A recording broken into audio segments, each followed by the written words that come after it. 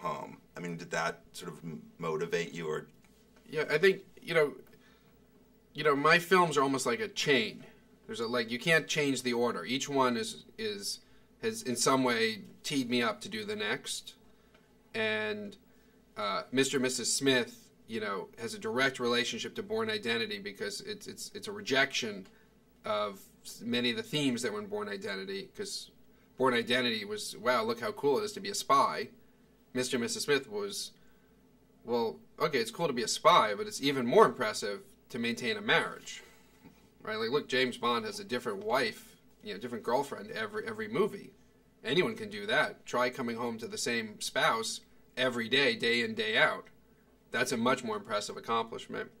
So there was a direct relationship there, and Fair Game is directly related to Mr. and Mrs. Smith and Born Identity because it's the real version of those movies.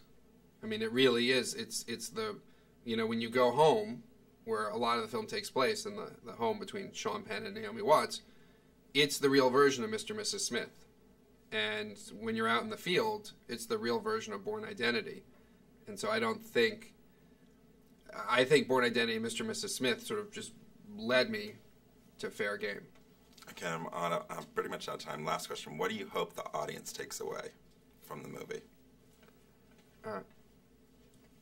I hope people come away from this film with hope and see this as a celebration of husband and wife who, against all odds, stood up to the most powerful forces in the world to fight for what they believed in and fought for something that I believe in deeply, which is that our democracy is founded on the belief that we can criticize our government without fear of reprisal. And our country is dependent on that. It's one of the things I'm most proud of as an American. And so, Valerie Plame and Joe Wilson are true American heroes in the best sense of that word. Thank you. Perfect. Thanks.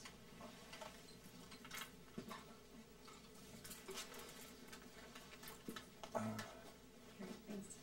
Sure, we'll see you in a little bit. So I'm done, right? Yeah. I had a question.